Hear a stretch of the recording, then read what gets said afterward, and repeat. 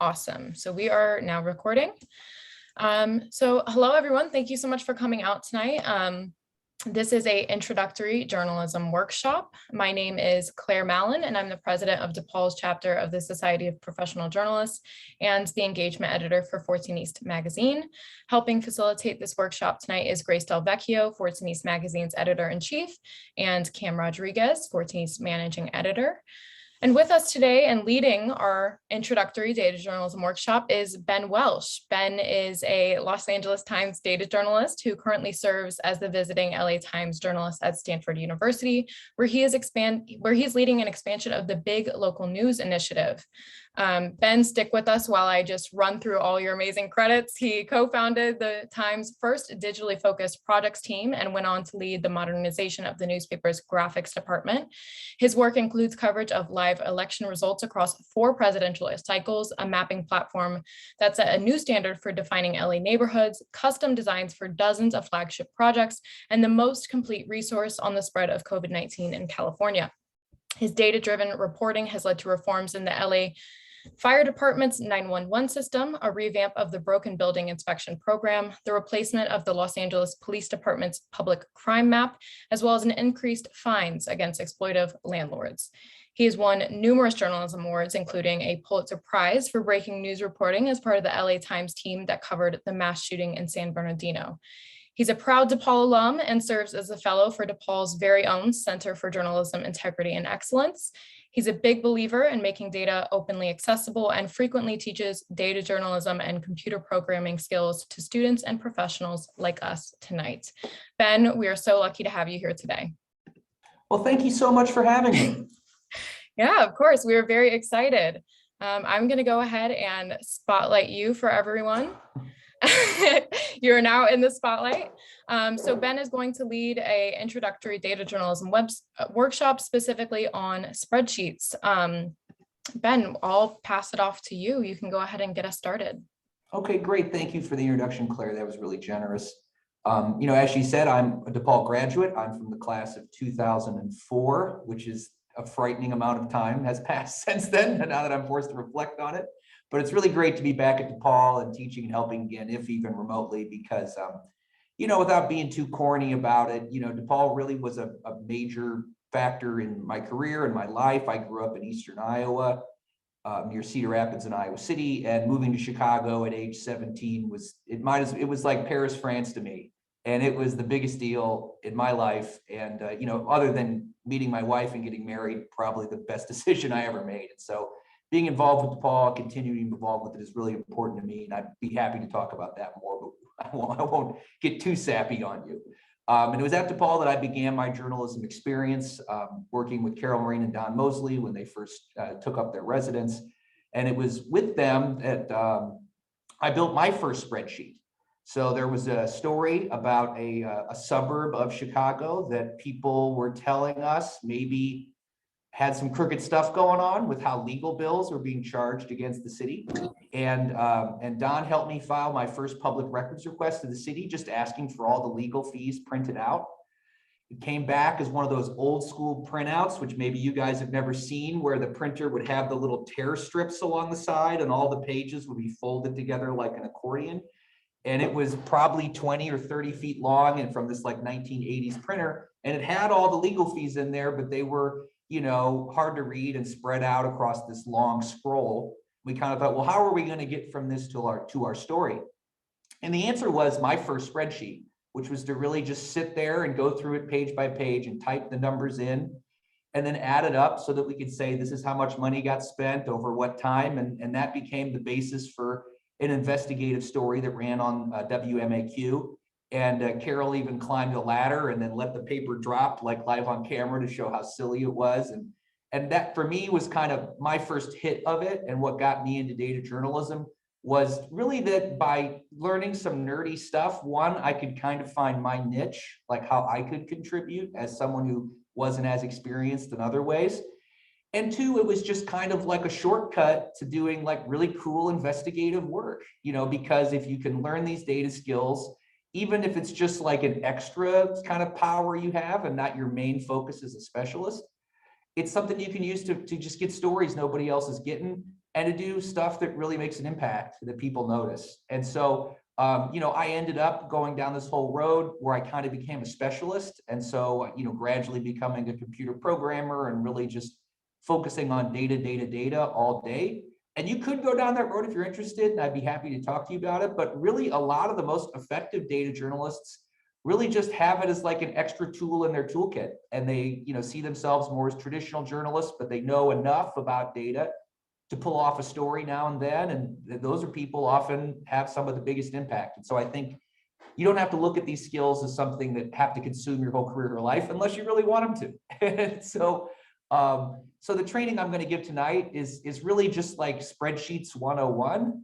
It's a really basic introduction to like, what is a spreadsheet and how do you use it? And then how to use it to kind of analyze data, to ask and answer questions, to interview it. And so we're going to start with sort of some phony data that we make up just to like keep things simple. And we're going to cover some of the fundamentals of working with a spreadsheet. And then after we get some practice, we're going to introduce a real data set from the actual news in Chicago and try to ask it some questions, try to interview it like we would another source. And that data set is the Complaints Against Chicago Police, which is a database that was sort of crowbarred out of the government a few years ago by the Invisible Institute. I bet you guys have seen it in the news from time to time. Okay, so that's kind of the plan. All right, that's the pre-spiel before the actual spiel. Before we begin, does anybody have any questions or things they want to ask? I'm happy to answer anything.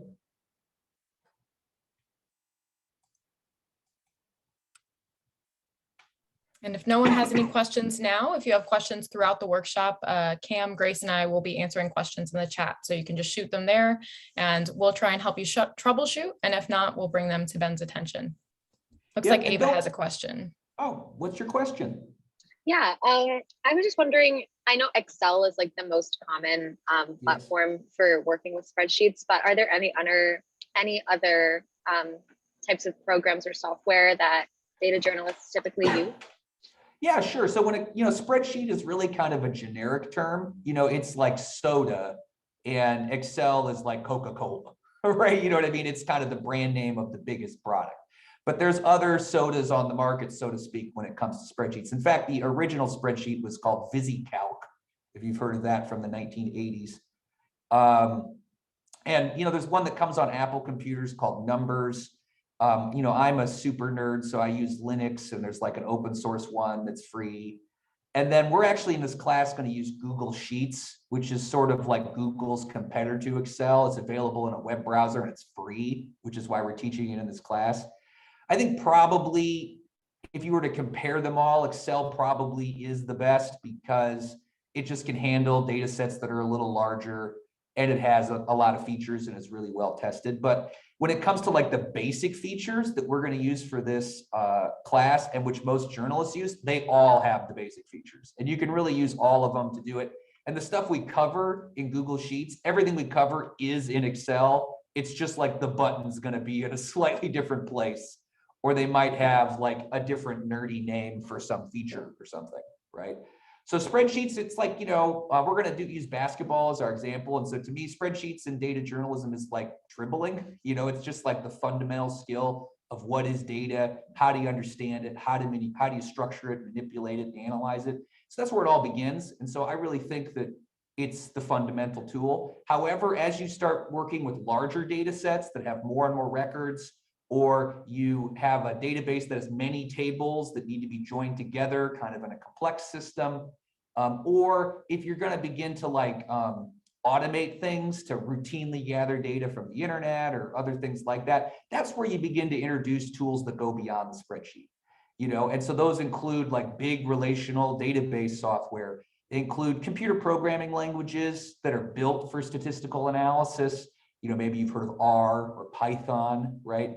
And, a lot of people sometimes start learning those skills. And I think that that's fine. It's fine to start with those, but I really do think that the spreadsheet is the basic building block.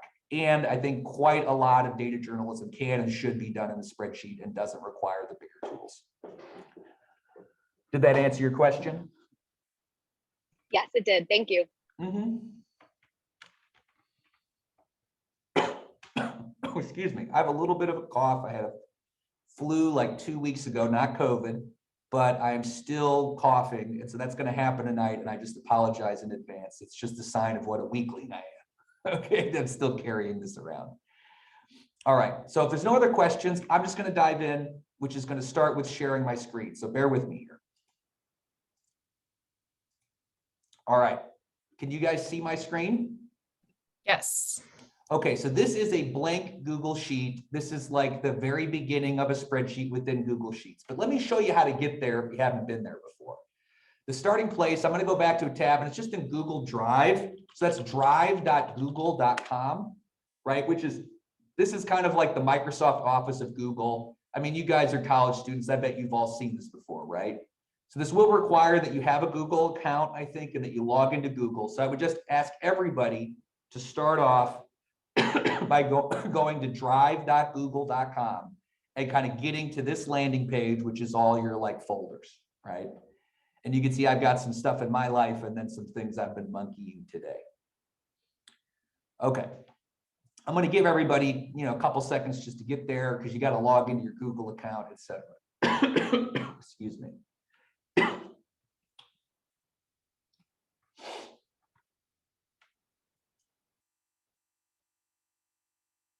All right, if you're having trouble again, just feel free to raise the hand button and one of the other hosts can help you along.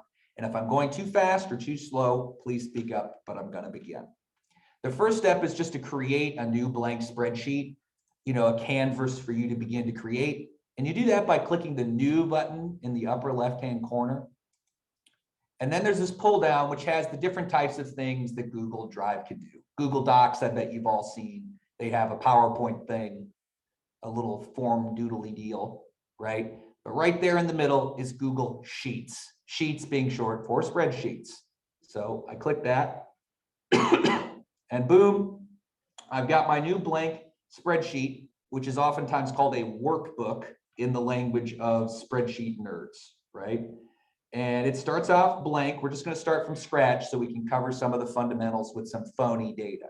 So the first thing I'm going to do is I'm going to go and I'm going to name my spreadsheet. So I'm going to click in the upper left-hand corner on that untitled spreadsheet. I'm going to give it a name. And, forgive me for the sports stuff, but we're going to call this, our dream team. Because what we're going to do in our first spreadsheet is we're going to create our dream team of basketball players, our favorite basketball players that we all love. And then, a starting basketball team has 5 people in it, right? And so in a spreadsheet, each row tends to be a record. So 1, 2, 3, 4, 5. So we're going to fill in 5 rows, 1 for each player. And each column or field tends to be an attribute or a piece of metadata about the person. It's their name, it's their birthday, it's their salary. These are the things we'll fill in. And that sort of grid or structure is what makes it a spreadsheet. And so the first thing that really comes with any spreadsheet is defining what your columns are going to be. What's the data that you're going to track within each row?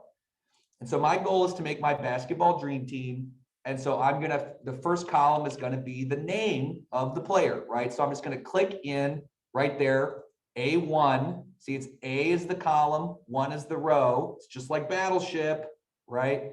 A1, that's my first column in my first row, and I'm going to say name. This is what's called the header, right? It's the kind of first row, the front of the sheet.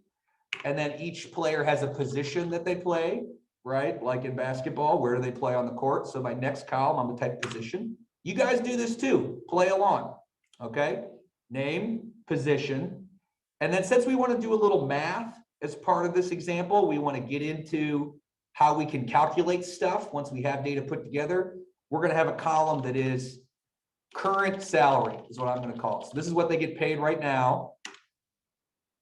And then we're going to make a kind of fun fantasy column, which is what we're going to pay them from like our big budget, right? And so we're going to say like new salary, right? So just by clicking in, typing, hitting enter, I've been able to put in these header fields into the first row. And then each row beneath it will have the values for that record. I jumped in a little bit ahead of here. There's some other stuff around that might be worth going over. You see that just like in Microsoft Word or any document editing thing you've used, there's kind of formatting ribbon of options up here, which allow you to sort of like style and muck around with the stuff that you put in. So I would just say, let's everybody just click on A1, hold down and drag to the right. You see how I did that? And I've now selected 4 cells. I'm going to do that, then I'm just going to hit that B right there on the ribbon. And just like in Microsoft Word or Google Docs, it's going to bold it, right? And so now we've bolded the first row of our data to make it clear these are the headers, right? And there's lots of other options here which allow you to do background colors and italics and change the font. When it comes to numbers, there's some important ways to format that we'll get into, and just a lot of stuff. And so if you look around up here, there's a lot of different options. Ultimately, you probably only need 4 or 5 of them to kind of do what we need to do, but there's a bunch of stuff. Some of those things will, of course, be different in Excel versus in Google Sheets, on Mac versus PC. And so sort of if you switch from one spreadsheet program to another, all the same buttons are kind of up there. They're just going to look a little different and be in different places. And kind of just being patient about it and finding what you're after is kind of what's necessary. So that's stuff that you see in documents, but there's other formatting things that are specific to spreadsheets. So for instance, our columns. Our columns and rows can be resized, right? So you see here they each have the standard size, but if I hover over column D, I can make it wider. I can make it narrower. You can do that for the rows, make them taller or shorter, right? There's even a trick where if you click in the upper left in that blank box, it selects the whole spreadsheet. We'll use that later, like that's a little trick. If you do that and then double click on the headers, it auto sizes them to fit the data. Did you see how that happened? There's a million little tricks like that. You don't need to know them all, but there's a lot underneath the hood here that's really powerful that you'll start to learn more and more of as you get more practice. All right. One little trick is that you can make the header row kind of special by grabbing the bottom of that upper left corner box, which doesn't have a name as far as I know, the magic box, I'll call it. I'm going to grab that top one and pull it down. And you can see that now it's kind of put my header right with a little line below it to break it out. And if I scroll now, you can see how there's row 2, it sort of disappears and then comes back. That's going to freeze that first row. So if you add more data and scroll, it'll stay at the top. That's just one nice little trick. Not essential, but nice to know. Okay, everybody get that far? Okay, great. So now we're going to fill this in. We need 5 basketball players. I need people to shout it out from the audience. Who do you like? Who do you want on your dream team? Steph Curry. Steph Curry. He's healthy again. Not a bad pick. Okay, he plays what? He's a guard. It's okay. It's okay. He's a little fast guy. All right. Somebody else. Who's on your dream team? We can throw in LeBron to make it interesting. LeBron James. This is how they do the NBA All-Star game, you know. I'd call him a guard, but that's debatable. Jason Someone else? Tatum. Who's that? Defense. Jason Tatum. Is that with the Y? Yes. Okay, we're going to say he's playing forward. I don't know if that's true. Yes, Okay. he is a forward. Okay. The Celtics defense last night was looking good in the second half. Woo. Matisse Thybulle. How do you spell that? Matisse. And then I think his last name is Thybulle. He's a guard forward for the Sixers. Okay, and then I'm picking last because this is my spreadsheet. My center is Brittany Griner, guys. Come on. We're bringing her home. Okay, so we got our starting 5. And you can see here it's 1 row per person, right? And whenever you get a spreadsheet from somebody else or you make one, it's always good to think about what is a row? Like, is a row a person? Is it a transaction from like your credit card statement? Is it an incident that's been recorded by a government agency? Is it a thing in the world? Just like, what is the row? And we'll see this later with the police data because there can be sort of interesting nuances to how you interpret the data based on what the row kind of is, right? And so in our case, the row is a person or a player, right? Okay, and so we've got 5 rows, but it's actually 6 rows, right? Because there's a header, but there's 5 records. And then we've got 2 columns we filled out, name and position, right? And then the one I'm going to get is their current salary. So to do this, I'm going to go to basketballreference.com, which is just like a nerdy website that has data about players. And I'm going to get their salary. So Steph Curry's most recent salary, guys, buckle up, is $43 million. Jeez. Right, so I'm going to punch that in. Go ahead and punch it in yourself. The numbers we put in here don't really matter. You can kind of fudge them, Let me make this a little bigger too while we're doing it. But I'm going to punch it in there. And you notice that I don't put in any commas or the dollar signs because that stuff's for humans. That stuff's not for computers. The computer just wants the number, right? We can format the number to look however we want later, and I'll show you that in a minute. But oftentimes when you're punching in numbers into the computer, especially when you're copying, pasting like I did, if you include things like dollar signs or commas, the computer can get confused and think it's a word and not a number, right? Because the computer always has to guess, is this a number or a word or or what? And that affects how it gets interpreted when you begin doing mathematical formulas and trying to analyze it. That's called the data type. And so what type of information is in the cell, and characters versus numbers, and then dates. Those 3 are kind of the most common data types, and making sure that the spreadsheet is kind of kosher and happy with them is part of preparing your data for analysis. So I put the number in there with no commas or dollar signs for now. All right, we're going to go look up LeBron next. LeBron James. Salary. Little less, making a little less than Steph. 39 million. I'm again just going to pull out those other things. Oops, I put it in the, oh, see what I did? I made a mistake. I put it over Steph's number. So what I can do is I'm going to copy it to make sure I got it. But then if I do edit, undo, I get Steph's number back, right? And the reason it went into that other one is because the blue selector box was around C2. I need to click and put it on C3 and then paste it in and hit enter, which moves me down a row. And that's how I get LeBron's number incorrectly. All right. Let's do Jason Tatum. I like Jason Tatum. My favorite Celtic is Marcus Smart, though. He's wild and crazy. All right, we're going to go get the salary. Is it in here? There it is. Only 9 million. Okay. Matisse Thybulle. I said that right. I'm just going to search for him, copy and paste in it. Oh, Ben. My mouse wheel went crazy. Okay. There we go. Okay. And that's 2 million. Paste that in. And then I checked this earlier, spoiler, they don't have women's basketball salaries on the site. So I'm just going to Google it real quick. And you maybe want to vet this a little more, but I'm just going to take this first site here and go with it. And Brittany Griner, what a ripoff, only making $200,000. So we're going to put her in there last.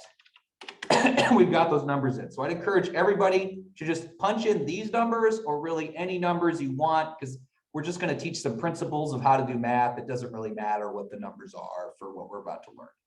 You can see that kind of gathering that data was a key to begin creating something we can analyze. And oftentimes, a lot of the best data journalism stories come from data that you create, that there's kind of unstructured information in the world or sprinkled around the internet or hidden in a government office, and you plug it into a spreadsheet so you can get it to a place where you can analyze it.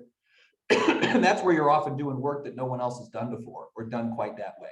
That's how I got that story way back when.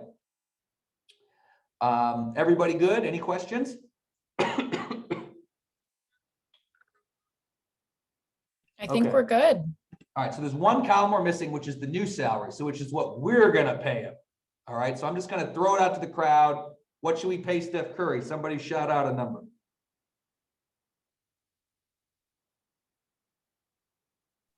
30 million. 30 million, he makes enough. Okay, LeBron, what's he getting?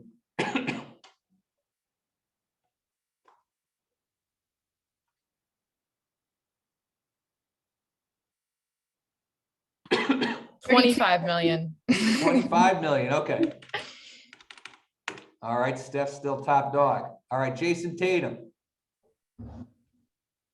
100 million. 100 million. Okay, cool. Matisse Thibault, 20 million. 20 million. You got to give Brittany at least that much. I'm giving her Yeah. a raise. No. Give her 50 mil. Give her 50. Give her 50 mil, 50 okay. mil. Give her I mean, 50. I mean, when she gets home, she deserves something. I'll tell you that. Yeah. Woo! Okay, so we've just got to punch some numbers in. You can punch in different ones that you want. Again, it's not a big deal. But now we've kind of got a complete data set that's ready for a little bit of analysis, and we can cover some fun spreadsheet tricks. One thing, here's something I teased earlier is, I told you to punch in these numbers without commas or dollar signs so the computer would be happy, but that makes them kind of hard to read. So what if you want to make it easy for you to read, but still be able to analyze it, right? The way you do that is you say select the column. So if I click on the C up at the top, that selects all of column C. So do that. And then there's a format menu here at the top. You go and click on format, and then there's a number option. And you can see here a lot of different preset ways that Google Sheets is able to format a number depending on what kind of thing it is, right? Should it have a decimal place? Is it a percent that should be taken by 100? Maybe you want scientific notation. I sure as hell don't, but maybe you do. Do you want it rounded or not? Is this a date and not a number? Like all these different things can get sorted out with the format menu. So in our case, I think we want currency rounded, right? We want it to have a dollar. We want the commas after every three values, and we don't really need the decimal places, right? So I'm going to select currency rounded. You can pick whatever you'd like. It's up to you. But you see that magically put in the commas and the dollar sign on the front. But if I click on one of the values and I look into the editor here at the top, you see that there aren't actually any commas in it, right? It's because what's stored in the data behind the scenes with Sheets is just the number, but then the formatting for us to look at is sort of like icing on the cake, right? And I'm going to do the same thing for salary. I'm going to click on D, and there's even a little shortcut. Do you see this little dollar sign here in the ribbon? That will do it for you, but you see that actually puts those decimal places in there, which I don't want, but there's another shortcut for that right here. This button will decrease the decimal places. So I hit that twice and boom, I've got some nice numbers. Okay. Now, if you were in a different country, Sheets would be smart enough to maybe put a different currency value in front or use the commas in a different way, because these are, as I suspect you guys know, but just to say it, these are, American or English conventions that aren't shared by everyone in the world. And so computer software often has to internationalize itself to the current locale. Okay, everybody get that in?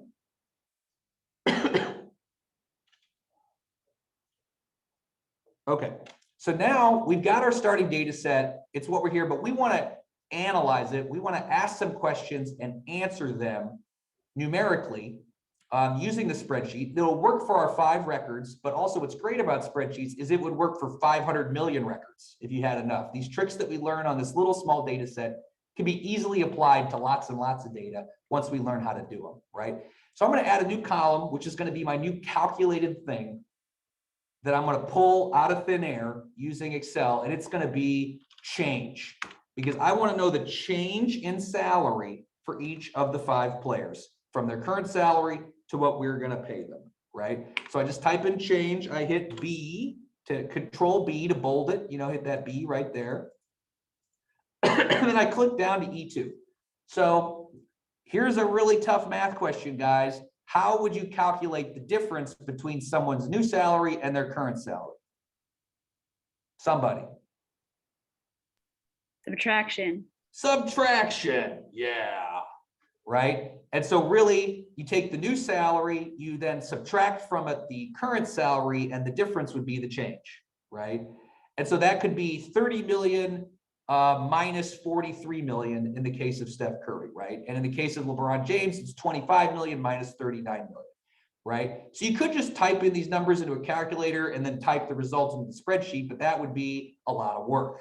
We can have the spreadsheet automatically calculate it by substituting the battleship positions of the cells in the spreadsheet into a mathematical formula.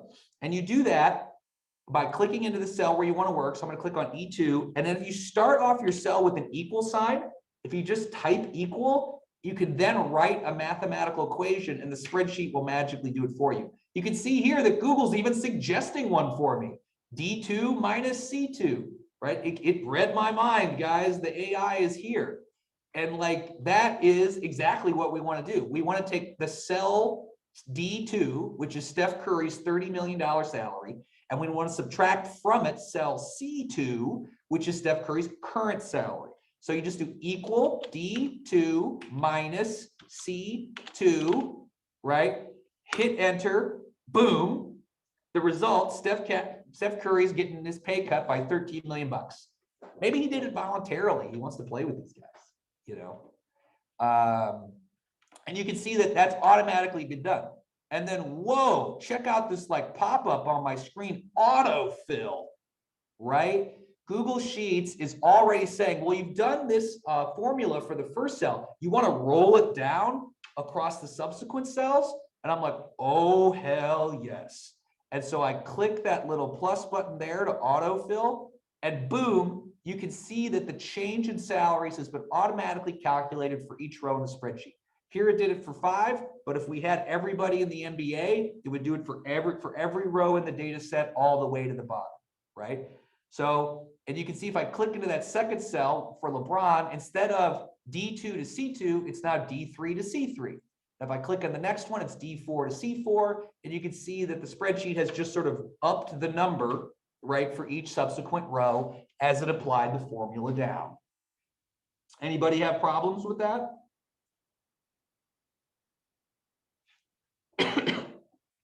No? Okay, so then we're going to make another column. We're going to get statistical. I got to stretch for this. We're going to do percent change, right? So at F1, I'm going to type percent change. I'm going to bold it. And so we want to know on a percentage basis, what's the change for each person, right? So who here is such a mathematical wizard that they can share with the group the formula for percent change? Somebody here knows it.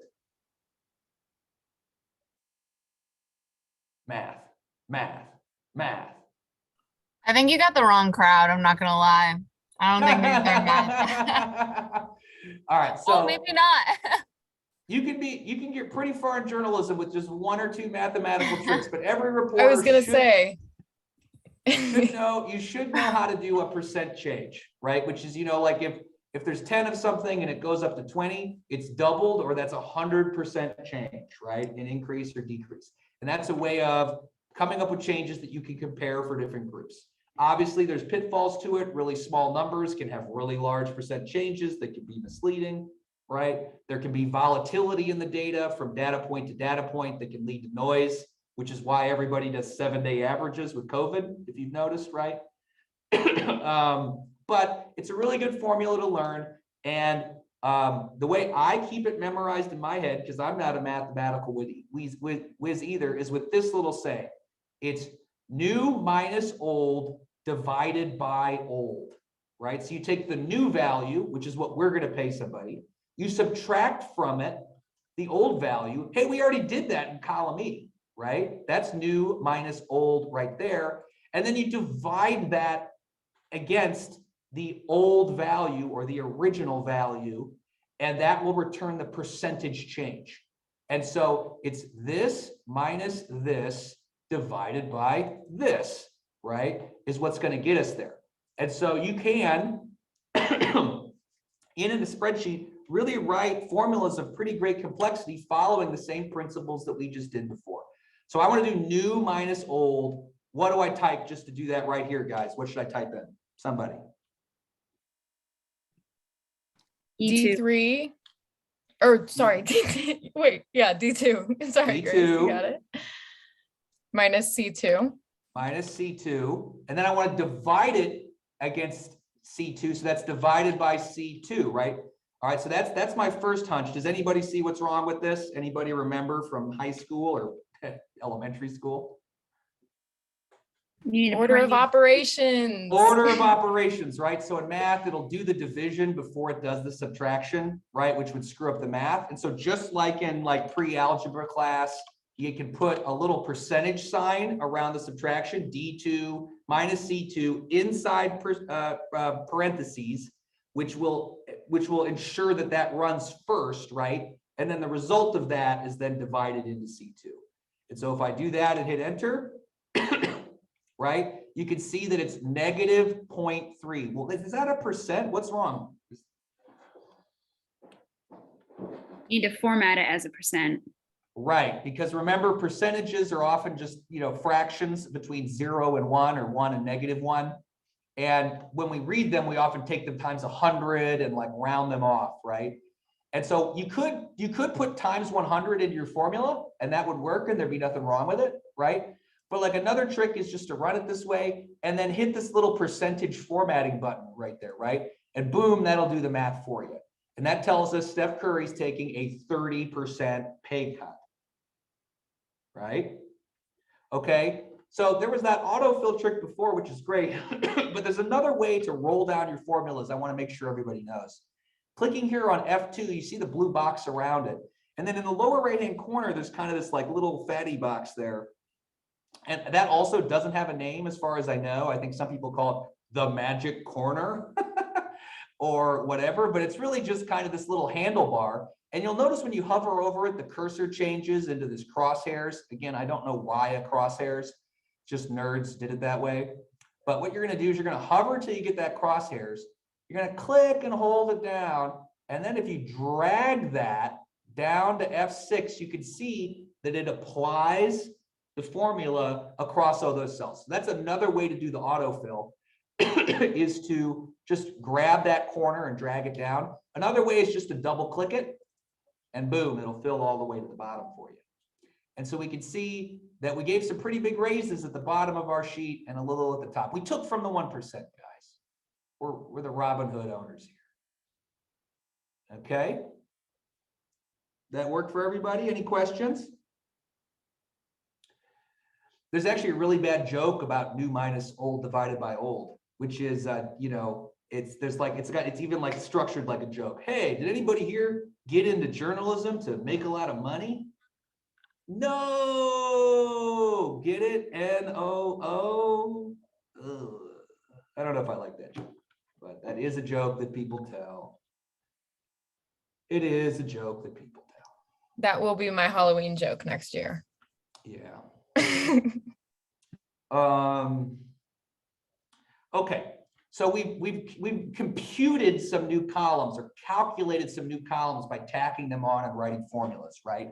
And so that's called computing or calculating. But like another common mathematical thing is to aggregate it, right? Is to add it all up. I don't want to annotate a new column or a new field on each row. I want to look across all the fields and come up with some high-level statistics, right? Like what is the total amount of money that we're spending as a team?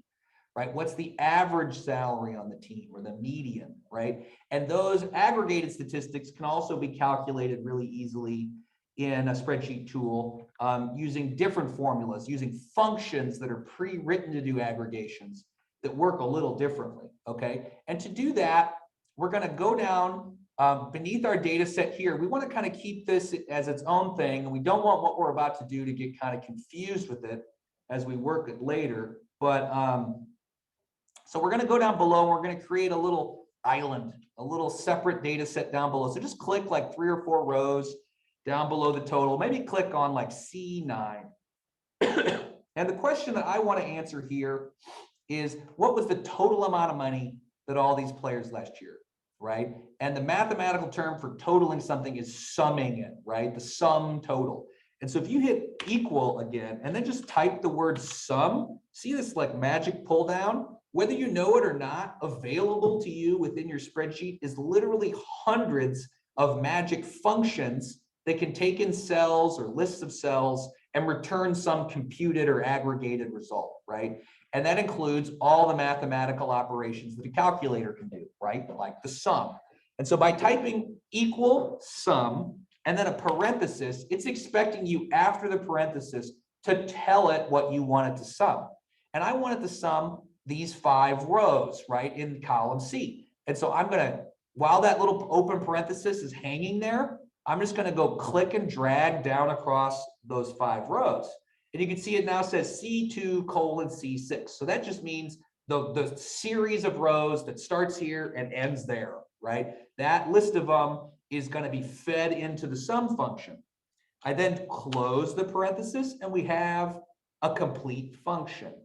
And then hit enter, boom, the sum total, right? And we can see that the current salaries of all of our players together is $95 million. And just here on the left, I'm going to type sum, just so that's kind of labeled, right? Now, if I want to do that same thing for our new salary, what's our payroll this year on our dream team? Using only tricks we've learned this far, can anyone guess how I could, with just a flick of the wrist, quickly calculate everything, the same thing for column D? The magic corner. The magic corner. So if I click on C2, I go to the magic corner, hold and drag to the right, boom. We can see when I click on it that C2 to C6 is now D2 to D6, right? It's just kind of magically carried over to the next column. And we can see that our payroll has more than doubled, right? And, you know, I might see this as like the head of basketball operations on our dream team and say, we really got to bring down how much Jason Tatum's making. Like, he's good, but I'm going to cut that in half. And so if I just go up above and I instead put in 50 million, cut his pay in half, see how everything instantly updated, right? So our sum total below went down 50 million and his change values instantly updated, right? If I put $1 in there, you would see that they changed to reflect that. If I undo and go back to where I was before, it changes. And this is part of the magic of the spreadsheet, right? Is that once the formula is in place, if the numbers change, everything automatically updates. Okay, so sum's one good statistic. Another one is the average, right? Which is just what's the sort of take all of them together and divide it by the number of members. What do we get? So the average can be calculated by doing equal mean, no average. Sometimes it's called the mean, sometimes it's called the average. I often struggle. Is it average or is it mean, guys? I think it's, is it mean? Let's try it. No. So like the way I could do this, like let's say you're Ben and you can't remember, you just go to your buddy Google and you do like Google Sheets average formula. Yeah. What is that again? Here's Google has a website and they have a page for every one of these formulas that like tells you what the name of it is, defines it, tell you how to do it. You can see here on the right, there's literally hundreds of these like crazy math functions. And you can see that no, Ben, in this case, it's not called the mean, it's called the average. So I do equal average, open parenthesis, drag my C cells, hit enter, boom, right? We can see that the average salary is 19,000. I then can just grab the corner, drag to the right. We can see that's gone up to 35 million, right? That's because we really raised up people on the low end, right? Because as we know, in averages, things that are really high or really low can kind of skew the numbers, right? So when it comes to something like home sales or income, as is very well publicized, there's a small number of people that have really expensive homes and make lots and lots of money. And so they can kind of skew the results of an average in cases, not in a way that's say wrong, but they can be a little misleading about what the typical sort of situation is, right? Does anybody know what the statistical solution or alternative to an average is in a case where you have skewed data? So the standard deviation. That's part of it, but that's not the number. That's not exactly it. The standard deviation is a little more sophisticated. Is it looking at the median? The median, who said that? So why the median? Tell the group.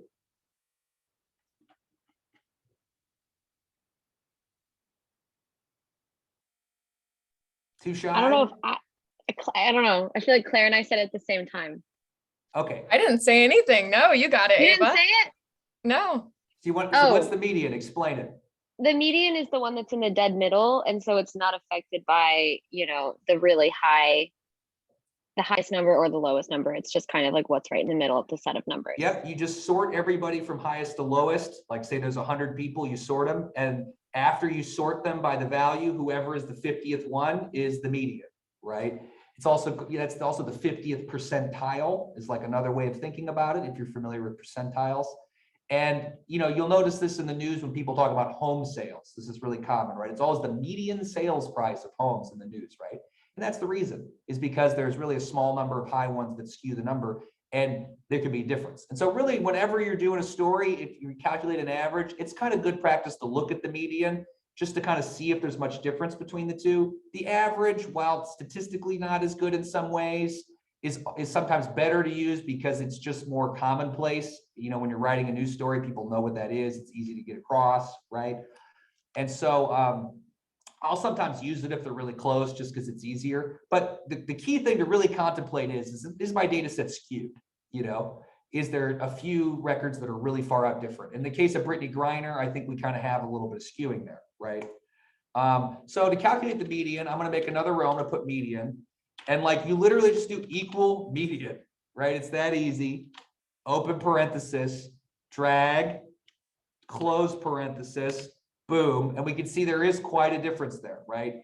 Now in the case of the median, it's Jason Tatum who is the median value, right? Of the 5, he ranks in the middle, so he becomes the median. If I drag it to the right and look at the median, our median becomes 30 million Steph Curry.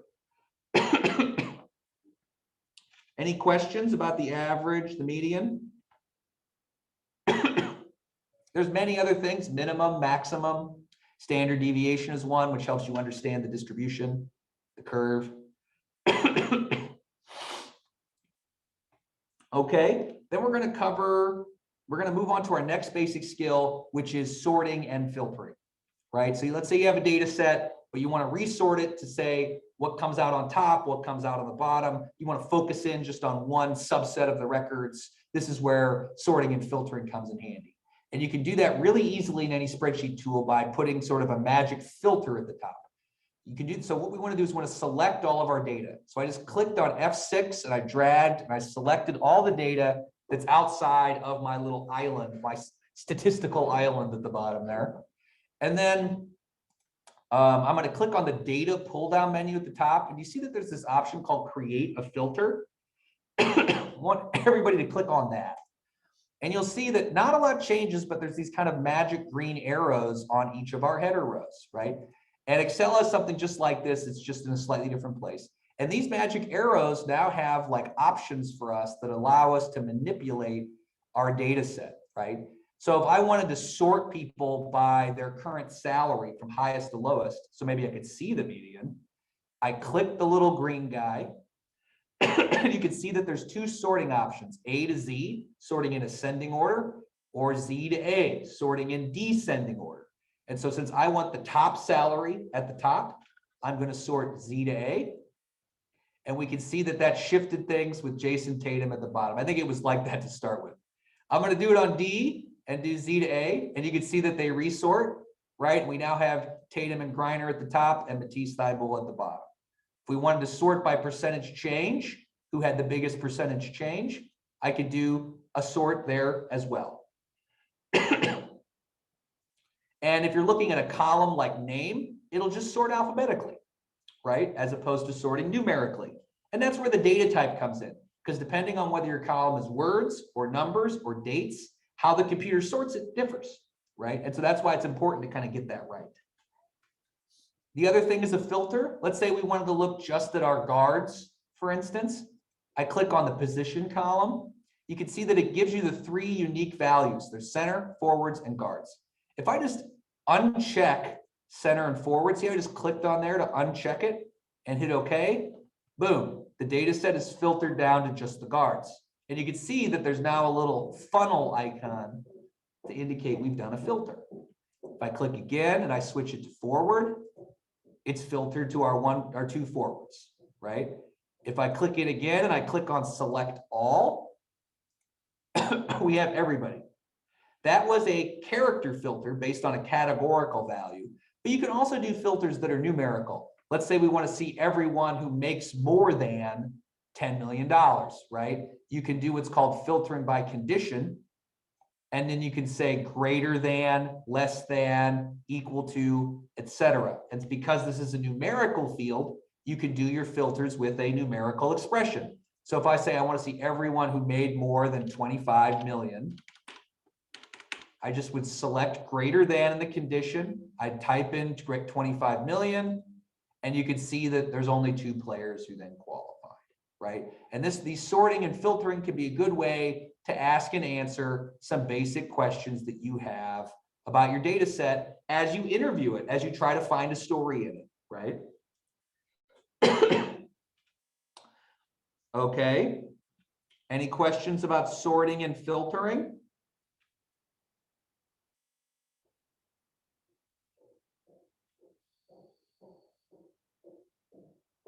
Okay, so I'm going to do one pop quiz question. So if I wanted to get the grand total of money spent across both years of all salaries, how would I do that? What would I do in the spreadsheet? Somebody pipe up and tell me what to type.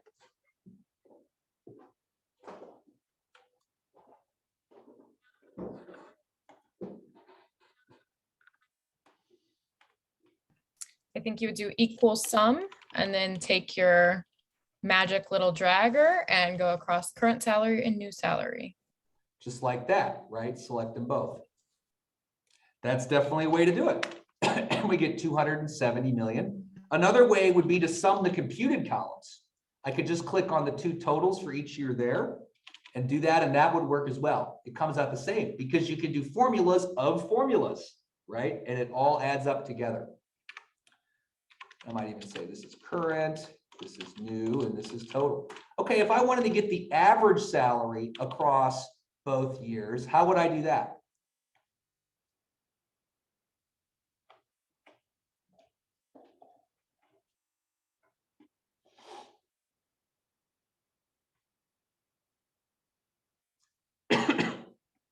It would just be equals average, and then you would do parentheses current salary and then through the new salary, right?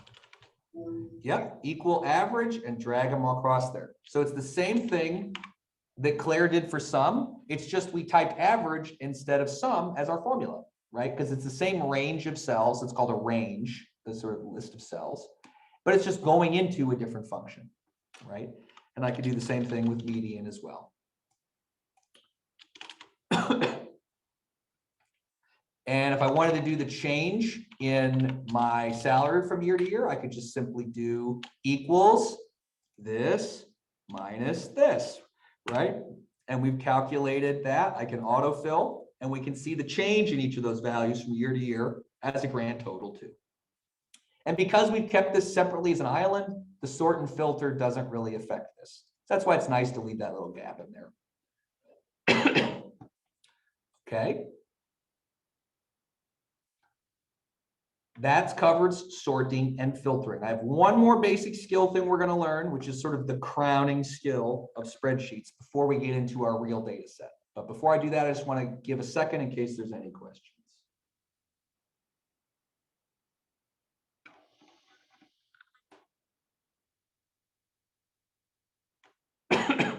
Okay, great. So the next thing we're going to cover is how to group and aggregate for groups within the data set, right? We were able to compute a value for each row. We were able to aggregate values across the entire data set. But there's another thing that's a really common kind of deal, which is to do aggregate values for groups of rows as opposed for all the rows. So for instance, if you wanted to ask the question, what's the total amount of money we're paying our guards versus our forwards, right? Or if we added a column that was gender, let's do it. Let's add a column that's gender, right? Oh, see how I did that? I clicked on B, I right-clicked, it says insert one column left. Boom, I get a new column. So if I do gender and I just do, F, M, M, M, right? For the genders in this case, or the sexes, I should say. Let's relabel that, right? Because I think Brittany Griner is non-binary. Is that correct? I can't be corrected on this, but Yeah, I think they are. yeah.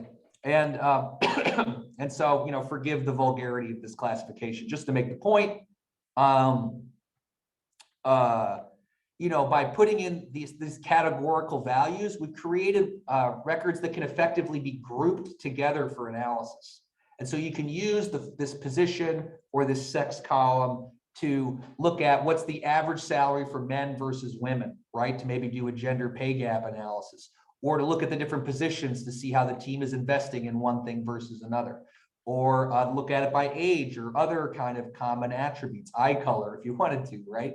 And to do those kind of group end counts or group end sums, which really are pretty common, there's a technique that every spreadsheet can do, and for some weird nerdy reason is almost always called a pivot table. Have you guys heard this before? So a pivot table is just a really dumb piece of jargon from like the 1980s, like Clippy the paperclip or whatever, which really is just a sort of brand name in the spreadsheet software for grouping and counting, or grouping and summing, or grouping and averaging using one of your columns. And this is a really powerful tool that can, win you a Pulitzer Prize or whatever, and oftentimes result in good stories because with just a couple of clicks of the mouse, right? And so let's do it. Let's make a pivot table. So we want to select the data that we want to group and count. So again, I'm just going to drag my mouse over kind of everything from A1 to G6, right? And so that now is selected in blue, kind of my data set. And I want to ask questions that have to do with position and have to do with sex, right? And so I selected the data that I'd like to pivot. And then again, this button will be in a different place depending on which program you're using, but it's almost always called a pivot table. And in Google Sheets, you click on Insert, and then you see that right there, pivot table. It can also put in charts. That's a whole other world we won't get to. But Insert Pivot Table. So you do that, and it's going to say, well, here, what data do you want me to use? And this is the data range, A1 to G6. That's good. That's what I want. And then it's like, okay, well, where do you want to put the pivot table? And the right answer almost always is New Sheet, which is good. So just assuming you see something like that, just hit Create. And that's going to take you to a new spreadsheet. And you might be like, holy cow, where'd my data go, right? And this is where it's important to kind of stop and make sure you get one of the basic user interface things about a spreadsheet that I haven't covered, which is that your spreadsheet is a workbook that can have multiple spreadsheets within it. You can have kind of a bundle of spreadsheets in your book, so to speak. And those are controlled in the lower left-hand corner. Do you see these little tabs down here? So sheet 1, if I click there, takes you back to where I started. I didn't lose my data. But then the pivot table was inserted into sheet 2, what's called pivot table 1 by default, right? Which is where the new calculated values are going to be placed. You can even name your tabs. So if I click on the arrow on sheet 1 and hit rename, I can type roster, right? Because that's like my roster of players. But we're going to go back to the pivot table now. We're going to use this to group and count by position, right? And so you can see here on the left is sort of a blank canvas on which we're going to group and count our data. And then on the right are some like little knobs and like goofy things, which is how you manipulate your pivot table, right? You can see it as rows, columns, and values are the key ones. So the row is really the thing you want to group by, right? So like which of the columns do you want to roll up into like subtotals? And for us, that's position. And you can see here on the right-hand side, all of our columns are like available. So you just click on position and you drag it into the rows area of the pivot table. And boom, you see automatically there on the left, it's created a list of just the unique values by position, right? Center, forward, and guard. And now I want to calculate values for each of those. So I want to get the total amount of salary we're now spending. So I'm going to grab our new salary column. I'm going to drag that to the values area. I'm going to drop it. And you can see that here it says summarize by. So that's the function or formula to run on that column. And if I click on it, you can see the sum and count and average and max and min and median and standard deviation.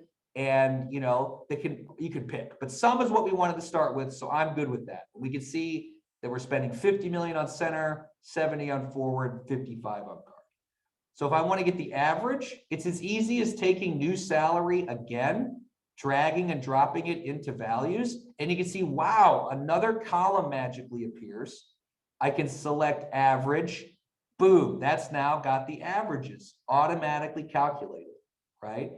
And I can do this for counts too. Oftentimes, the most common way to use this is just to count how many people are in each category that you're interested in, right? And so if I just take current salary, drop it a third, or I really can do it for any field, but let's do new salary a third time. If I select count A is just like the weird way of saying count the number of records. It's just like a weird tradition. And if you do that, it quickly tells us there's 2 forwards, 2 guards, and 1 center, right? And you guys can see how this basic pivot table we just did, if you were to put in like the city of Chicago's government salaries database, right? You could compare how much the average firefighter makes to the average police officer. You could look at different ranks within an agency and see how much the executives get paid versus the lower level workers. And these basic tricks can be done to do all kinds of stories and analysis. And the pivot is often your way to get there. And there's a lot more to it and a lot more it can do, but that's really the basics. So we've grouped here by position, just to kind of show how easy it is. I'm going to click the little X there to get rid of position. And then I'm just going to drop the sex column into rows now, right? And you can see that I've left the calculated values there. And by switching what was in the rows, it's now grouping by sex as opposed to grouping by position. And the same analysis is just immediately run for all of them. Pretty nice, right? And a lot of times for data journalism stories, the numbers that appear in your pivot table just go right into your story, you know, after you vet the data and do all that other stuff, of course.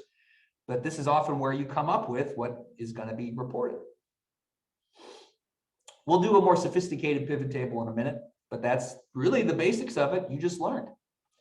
Any questions about pivot tables?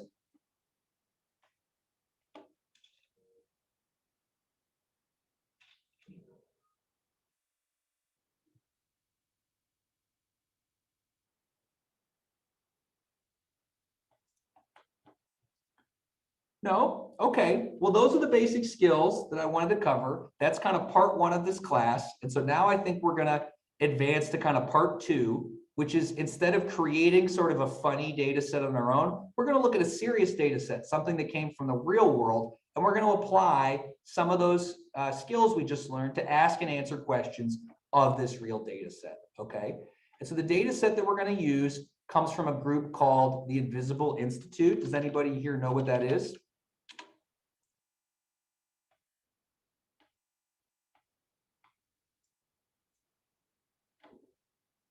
The Invisible Institute is a Chicago-based sort of nonprofit group that produces investigative journalism, documentaries, even an art exhibit that's currently on display at DePaul is connected to the Invisible Institute. And it's sort of one permutation of kind of a shifting group of Chicago people who over the last couple decades have put a lot of effort into exposing abuses by the Chicago Police Department through public records requests, lawsuits, and other things. They are connected in a complicated way to the John Burge torture story. If you're familiar with that, if you're not, Google it. And one of their big data projects that they did a few years ago, and they were really one of the first groups in the whole country to do this, is they won through a Freedom of Information Act request, not an email, not a memo, not the sort of typical documents you might associate with FOIA, but a database. You know, there's literally a bureaucratic process in the city of Chicago where if you believe a police officer has mistreated you, you can file a complaint. And that complaint, depending on how it plays off, kicks off a kind of like, I guess, adjudication process that results in an investigation in some cases, and then a decision about whether your complaint is upheld or not, and then whether the officer should be disciplined. And that government process generates data, right? There is literally like a glorified spreadsheet or database system inside the city of Chicago that's tracking all those things. And those databases are things that you can file public records requests for and literally get the raw data to analyze on your own. And so one whole sort of strain of data journalism, one type of data story, is not building your own database, but prying loose a database from the government and then kind of figuring out how it works and what's really in it, and then analyzing it to do stories, or in the case of, you know, now on the web, just republish the whole darn thing. And that's what the Invisible Institute did, I think in 2016 or so, I can't remember exactly, that was pretty controversial at the time, is they built a website where they just published the complaints against police officers. You know, one argument for this is transparency just on its own, but also that when people are defending themselves in court and a police officer is involved in testimony or other parts of the investigation, they, you know, the one argument is that they have a right to be able to, you know, find out if the officer testifying against them has a track record that might not be great. And so I suspect that defense attorneys are probably the top user of this website. You can see here that it has an analysis of the whole system overall, how many people in aggregate have had allegations against them, disciplined, and then they even have a page for individual officers. And this is part of what makes it controversial, I suppose. You can see here they have a readout on individual officers. And so this database fueled a whole lot of stories in Chicago when it first came out. Many people in local news copied it in subsequent years and did similar stories. There was a whole reform to the Chicago system for managing this to introduce a civilian review board. And a lot of it really stems back to the work this group did. And one thing they did that I think is quite admirable is they just published the whole database in raw spreadsheet format, right? So they made a pretty website. They wrote stories where they analyzed the thing, but then they also just put up the data for other people to use, which means other journalists can analyze it, academics, criminologists get their hands on it, and maybe people who wanted to vet their work, right? Who might, you know, ultimately try to poke a hole in it. And I think that that is just a really great kind of, you know, scientific practice that is awesome. And so kudos to them for that. And here on their website is this kind of odd page, download the data. And this, it links off to this even stranger, nerdy website called GitHub, where you can get all their computer code. But if you were to click into this little link, you would find like literally a Dropbox that has all the data they got and kind of cleaned up from the government, including the actual FOIA requests themselves, which is always kind of interesting to read. You can see here that they literally wrote a letter, dear FOIA officer, under the Freedom of Information Act request, I request your database. And you can see they even included the names of the fields in the database they wanted, right? I was trying to get Rajiv, who was involved in this, to join us, but he couldn't tonight. But I suspect that they did some reporting ahead of time to know what was in there so that they could make sure to request it so that it didn't get left out in the response. Because one issue that can happen is you might request the database, but do they really give you the whole thing? A lot of time they don't want to, right? And so being specific in this case was probably part of their strategy to make sure they got it at the end of the day. And writing that type of FOIA is a whole sort of art that we could talk about if you want to. But these files are really big because they have hundreds of thousands of records, and I don't want to like strain everybody's computer here in class. And they might require some heavier duty programming tools to do like a super duper analysis. So what I've done is I talked with Rajiv, who's behind it, and I created like a little extract. I went into the data, I merged a couple tables into a single table, and then I filtered it down to just 1 year worth of complaints. This is from the year 2014. And so what we have here is sort of a trimmed down, simplified version of the data set that has, I've removed a bunch of columns and I've removed a bunch of rows to kind of get to something that is derived from the original analysis, but is all real data. This process of like cleaning the data, of merging different tables, filtering it down, getting rid of stuff you don't want, is often like 80–90% of this type of data story, because the stuff you get from the government is often like cryptic or incomplete or like gnarly, and like understanding what's there just so you can trim it down to something nice and clean that you can analyze is a whole reporting effort and often requires another set of programming skills. We're not going to cover that here in class. Okay, sorry. So what we're going to do is I'm going to share a link to the spreadsheet in the chat. And I want everybody to open it in Google Sheets, and then I'm going to show you how to make your own copy of it really quickly, okay? So in Google Sheets, if you haven't done it, this is part of what makes it great, is you can click the share button in the upper right. You can add people to privately share it, which is often useful. But you also here can just get a link that you can give to the whole world or your coworkers. And this is how a lot of data journalists share data within their newsroom. It's how we make charts at the LA Times, is people make a Google Sheet and we plug it into the chart tool, right? And the way you sort of or plug it in somewhere, give it to someone else, is you click that share button. And then here there's this get link section. I'm going to click, it's restricted right now. It starts as private. I'm going to open it up. So I click there. And I'm going to say anybody who has the link can actually not just view, but edit the spreadsheet. That's a little dangerous. You might not want to do that for stuff for your story. But for this class, this is now like an open door to come into this spreadsheet and do whatever you want with it, right? So I'm going to drop that into the chat here in class. Let me just find the chat real quick. Okay, boom. You guys see that link? I want you to jump in. We should start seeing like people's little like Google icons come in. There they are. We got a buffalo and a kiwi, a mink, a bat, an elephant. I'm just going to give folks a second to jump in.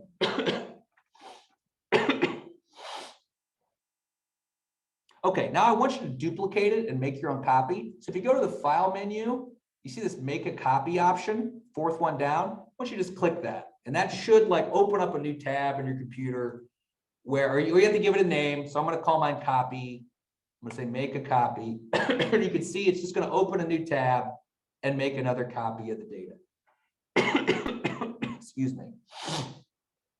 And now I'm going to go back to my original one because I don't need the copy, but I want everybody to do that. So just do file, make a copy.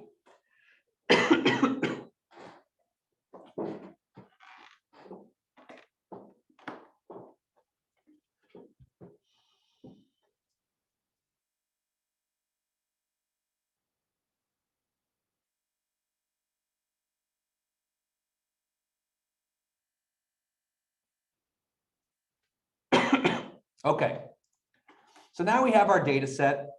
There's a couple like good practices anytime you get like a data set from a government or a source to help you just like gradually begin to understand it, right? And one of those things is what I talked about earlier, which is like figuring out what is a row, right? Like in the philosophical sense, what is defined by each row in this data set, right? And if I start looking at this, I see, okay, I got my columns. There's a log number, log no.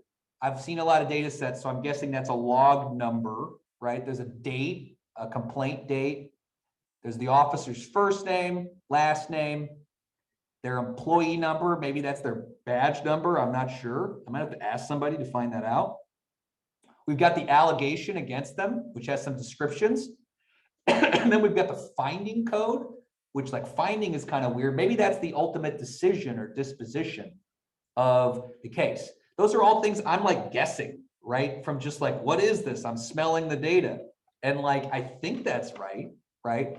And you can proceed your like initial analysis of a data set, just kind of guessing what you know it is. But ultimately you have to test those assumptions against the data itself. And also just by maybe just asking the source, you know, like, what is this column? Is this, you know, is this the finding or is that's the result or is it not, you know? And then one thing is I just like look at the first few rows and I kind of sniff the data, right? I notice, oh, hey, those log numbers repeat. Like we have, look at this. This log number is the same for like the first 23 records, right? And hey, Roberto Lobianco is in here twice with the same number. That's probably the same guy, right? So each log, so each row isn't a single complaint, I don't think, because it has multiple people, or maybe a complaint can have more than one officer. Yeah, that's it, probably, right? So the relationship between records or like the data is often, you have to think about, those relationships are often like one-to-one or one-to-many. And so we have here like one log number that has many officers, right?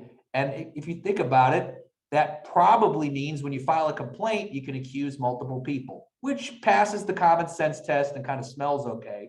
But you might want to make sure that you might want to look at the form, right, that's used to file a complaint. Oftentimes, if you don't understand your data from a government database, getting the form that it comes from can answer those questions faster than asking anybody, right? Because if you just look at the blanks you fill in on any government form, that almost always corresponds to fields and tables in a database, right? And so if I was to report this out, that's what I would look for, and I always look for that. Sometimes I'll file a public records request for the form, right? Because I can't get anybody to answer my question, and I know if I get the form, I got something, you know, that I can go off, that I can have some confidence in, right? You know, I'll often request the forms before the database so that I know what fields to ask for, right? And that's one way you can kind of know what they got. You can reverse engineer the database. And then we see here, Robert Lobianco is in here twice. What's that about? And if I look at this allegation category, we see there's different allegations. So that suggests to me the complaint has a one-to-many relationship to the officers. And then the officers have a one-to-many relationship to the allegations, which also makes sense, right? So it's like I can make an allegation against multiple officers, and I can say that each one did multiple things wrong, right? And so you can see here that just within this one complaint, there actually is like 5 or 6 officers, and each one of them has multiple allegations against them, right? Okay, so we're starting to get a sense. So like I would say, and this is the question I was on, so what's a row? What's a row? How would I define it? I would say the row is an allegation. That's what I think I would call it, right? So each row is an allegation against an officer linked to a complaint, I think. And like that definition in my head often gets revised as I like better understand the data. Like I was working with Claire and her classmates on a story last year, and we thought it was about trees in the city of Chicago. And there was this one column that was just like a number, and it was just, and we didn't know what it was. And we thought each row is a tree. Each row is one tree, like one, right? But then when we asked them, hey, what's this weird number column? They were like, oh, that's the number of trees we planted. And so each row was an order to plant trees. And that number told you how many trees there were. And so the difference between just counting each record as one and summing that numerical thing is the difference between your story being right and your story being wrong, right? And so doing this kind of data smelling, figuring it out what each row is, really pushing yourself to kind of like guess what each column is. And you can often just say these 10 columns, I don't even think I need to care about, right? But you got to do that process. And then, so we came up with our working theory of what a row is, right? And then another good thing is just to look at like how much data you have and whether it's all filled in or not, right? Because you have this data set, we don't know how many rows there are. We don't know if there's empty values all over the database. It could be incomplete. And a really great way to do that is just to scroll around the 4 corners of the database, right? Just to like literally scroll to the bottom and see what you got and like see if stuff is filled in. So I'm just gonna like page down really quick. See, I don't see a lot of empty cells. There are some I've noticed. Look, there's some empty cells. That's interesting. So sometimes there isn't a finding. Well, that's interesting. Why wouldn't there be a finding sometimes? Is it maybe still under investigation?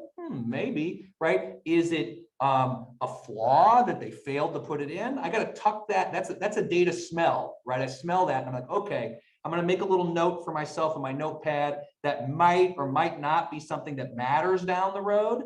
But I want to just like accrue my little list of like, data smells so I know what's going on. And you got to get to know your data like this. You don't want to run too fast. And so you get to the bottom and we can see that there's 4,338 rows. Subtract our 1 header row. We know there's 4,337 complaints, right? In this like set of data that Ben gave. There's other integrity checks you could do. Like for instance, I think this is everything in 2014. You might want to do totals by month just to make sure we're not missing a couple months, right? You could do these little integrity checks on the data that help you like see kind of what's up with it, right? Okay, so we kind of smelled it. We think it's for 2014, this is all the allegations made against officers in the city.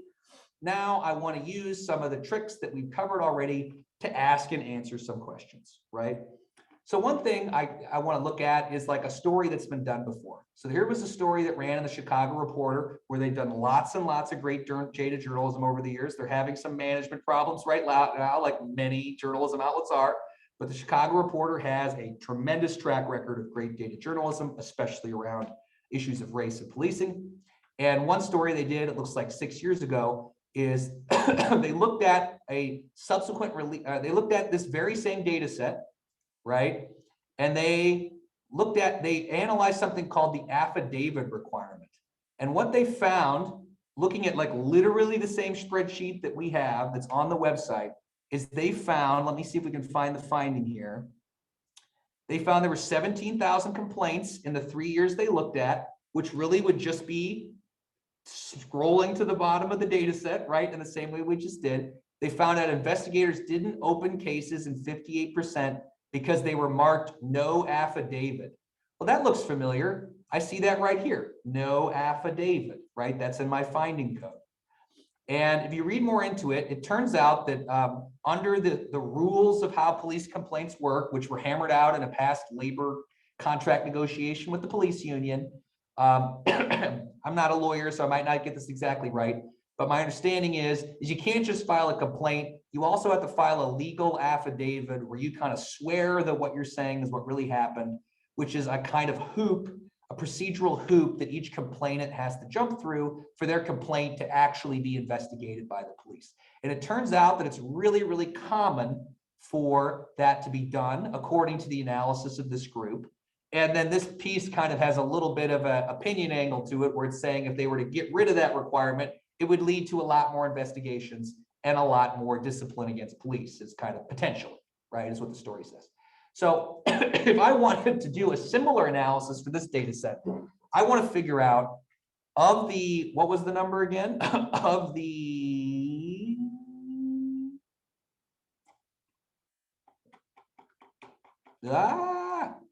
here's a fun trick. If you hit control, hold down control and hit up, it jumps to the last record. Of our 4,337 complaints, what percentage were no affidavit, right? Like that's what I want to figure out. And let's say you filed a FOIA and got last year's complaints and you were the first reporter to get it, you could run this analysis to like update this old story, right? So if I wanted to do that, I want to know what's the number of allegations that were dropped because they were no affidavit was filed. And I want to know that as a percentage of the total. What trick that we've used so far would help us get there? Who can think of something?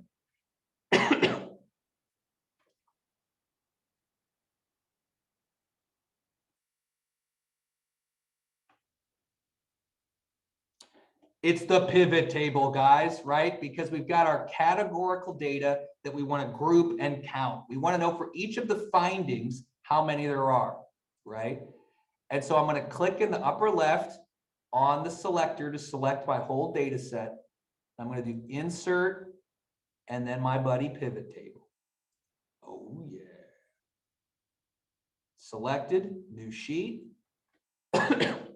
Okay, so now I want to group by the finding code column. Who can tell me how to do that? Finding code and then under row. Yes, we got our columns here. I grab, drag that, and I drop it into row. And so that's one per row. And so we can now see that these are all the potential values. There's some empty rows, as we saw when we were scrolling. There's some that are under additional investigation required. Some exonerated, no affidavit, there it is. Not sustained, sustained, which means they said it was legit, the complaint, right? And then unfounded, right? And you might need to report out what are all these values, right? You know, and that's part of the process of getting to know your data. And so I just want to count how many allegations there are for each one of these groups. So how do I do that? Pull finding code to values and do by count A.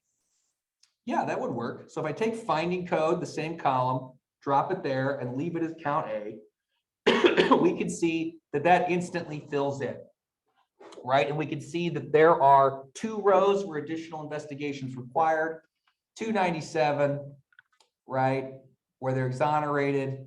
And we see there's 1,286 that are no affidavit out of our total of 4,223.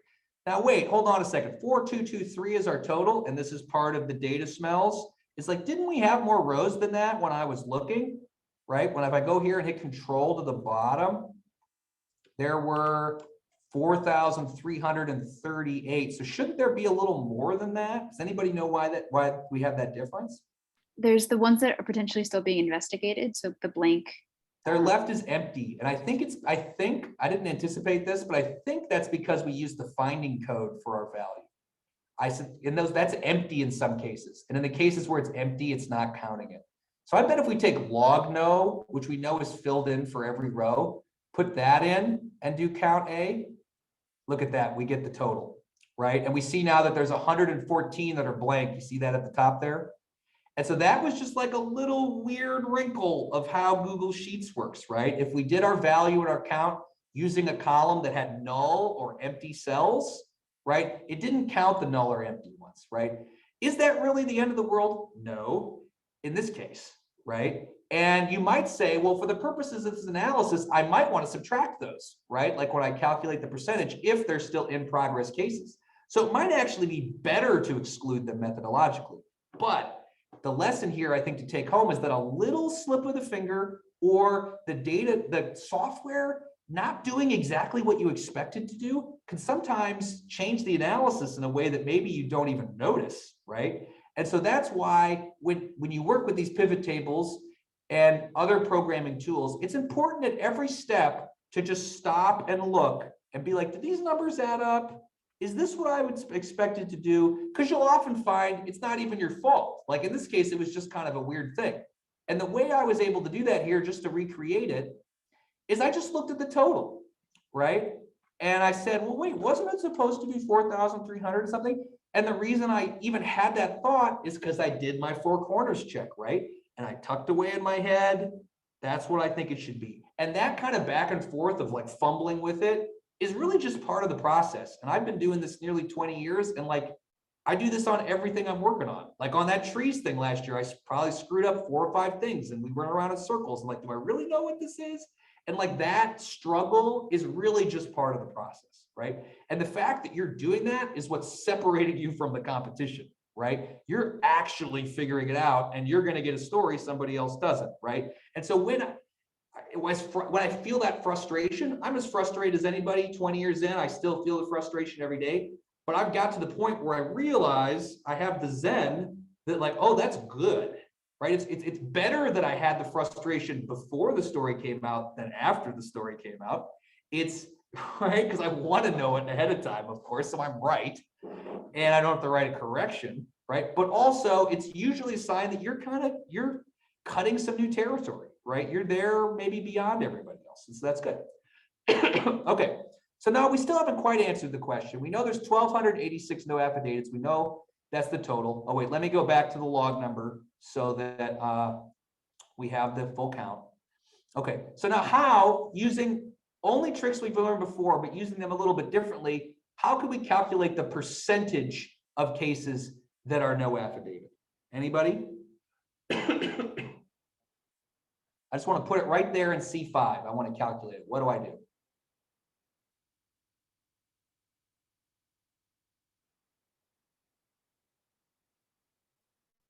So how do you start a formula? Who remembers? Equals. Equals. So you type equals, you can really just start riffing math. So the percentage is just this, right?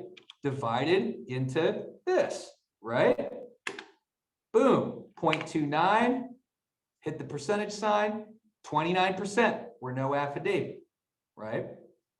And so that's 29% of allegations, right? Now, if you look at the story, I think they actually don't do percent of allegations.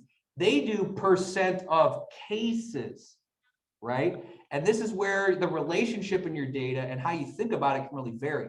And a case isn't defined by a row in our data set, right? A case is defined by the log no, or so we think. We have to report that out.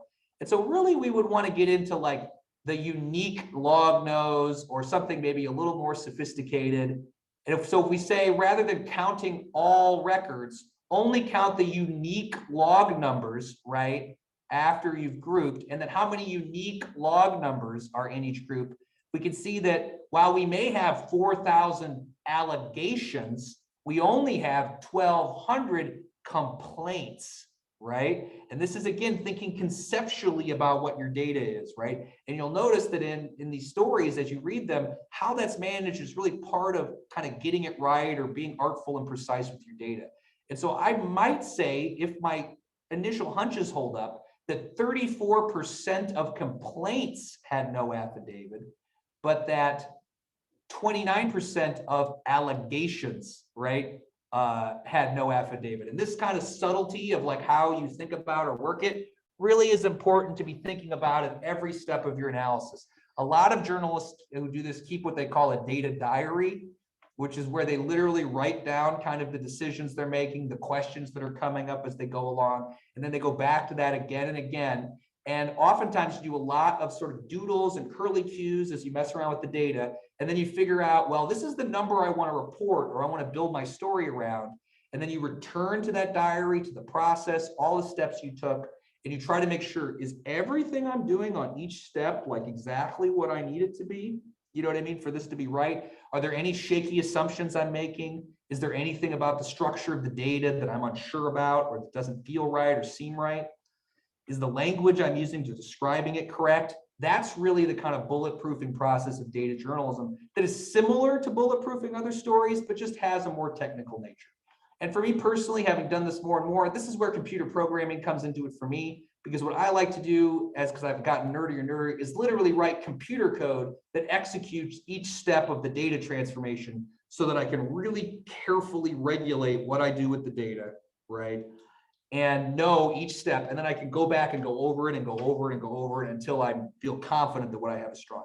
And that's harder to do when you're working in a spreadsheet, because you really have, like, the spreadsheet's like a machete, right? It's not a scalpel. You're sort of hacking at the data, moving it around, trying a lot of different things with pivots. And you can sometimes get lost in it or make a mistake, but there's ways to avoid that too. Like, one really common thing, stress, is, you should always keep a pure and unedited copy of your data that you have not added any columns to or mucked around with. So you're always able to retrace your footsteps back to where you began, right? It could live as an email attachment from a government official. That's fine. You might want to save it to your computer, but you don't want to end up in a situation where you lose track of where you started, because then it can be really hard to find mistakes or verify that what you've done is correct.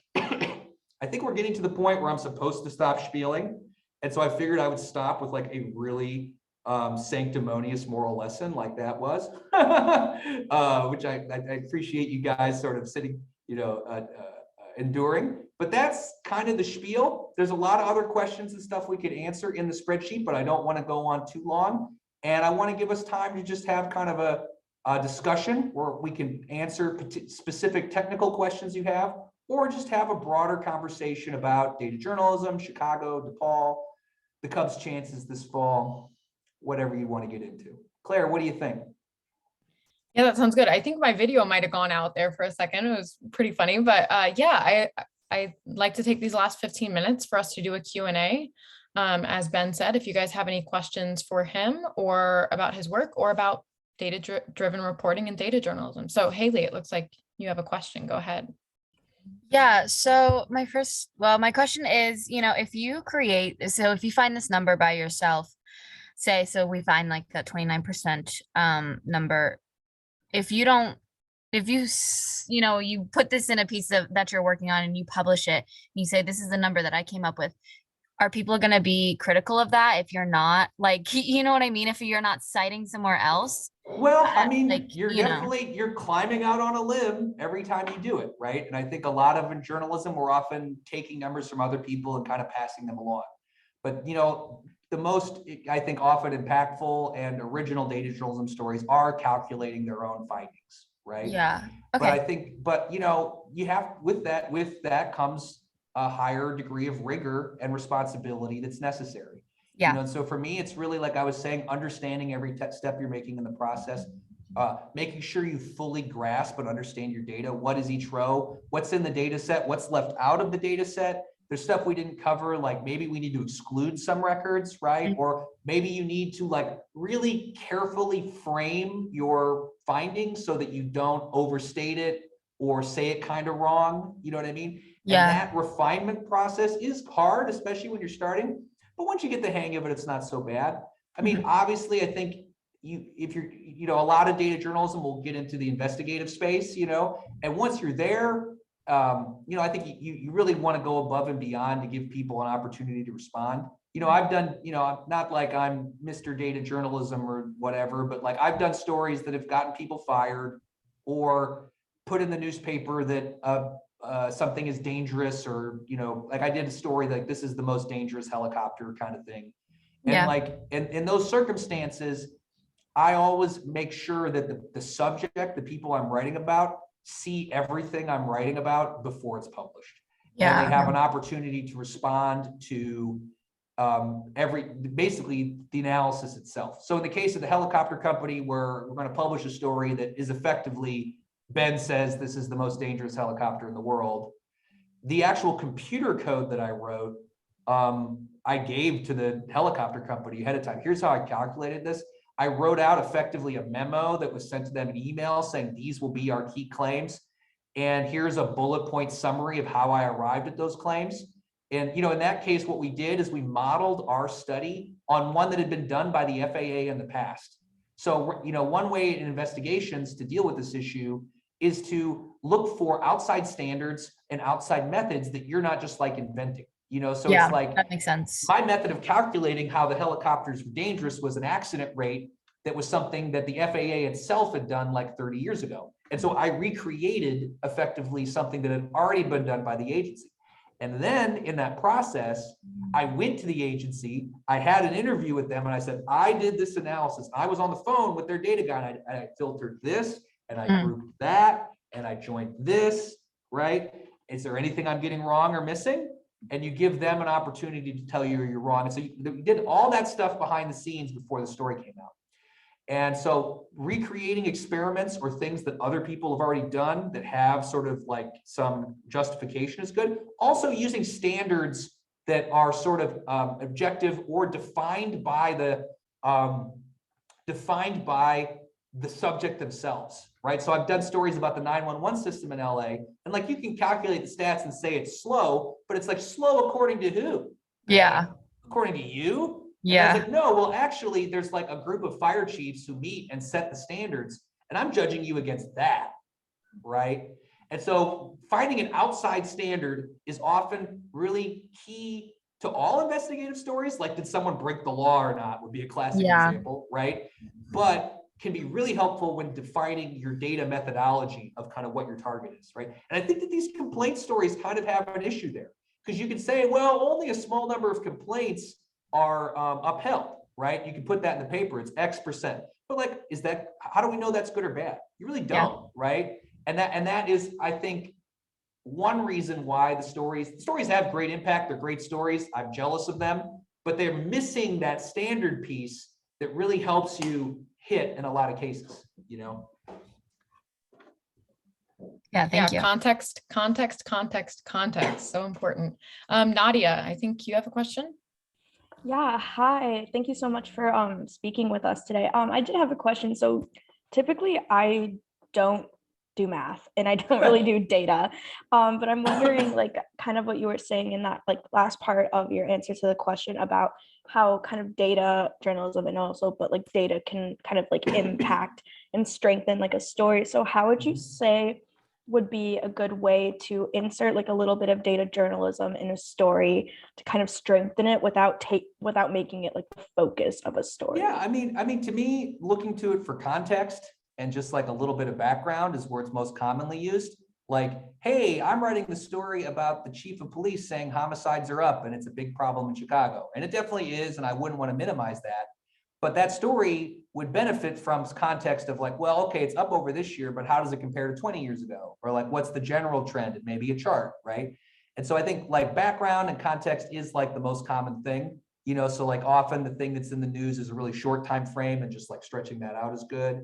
I think, understanding something sense of proportion, you know what I mean? So like, oh, hospitalizations are really up for COVID among young people, but how many young people are actually being hospitalized, like the actual number, right? And so I think context over time and kind of context of like in the grand scheme of things, you know what I mean, are probably the two most common data things if I had to, I guess, right?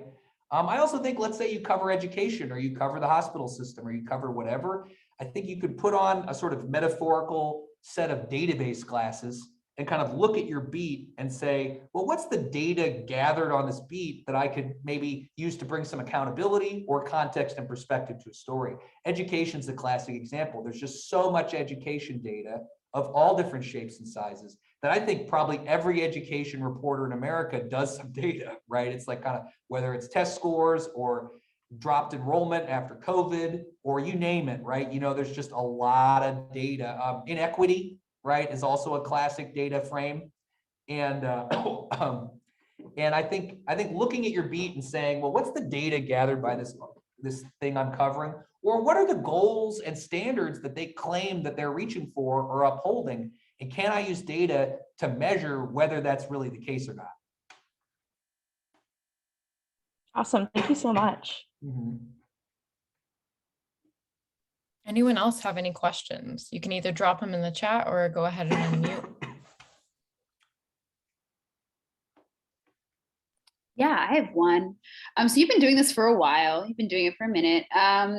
And I mean, I don't know what DePaul's journalism program was like 20 years ago, but I'm guessing it didn't have a super strong data journalism program. So I guess how have you learned and picked up all of these different data skills over the past 2 decades? Have you like just gotten 1,000 degrees? Have you just learned it from people in newsrooms? Like what's your secret? Sure.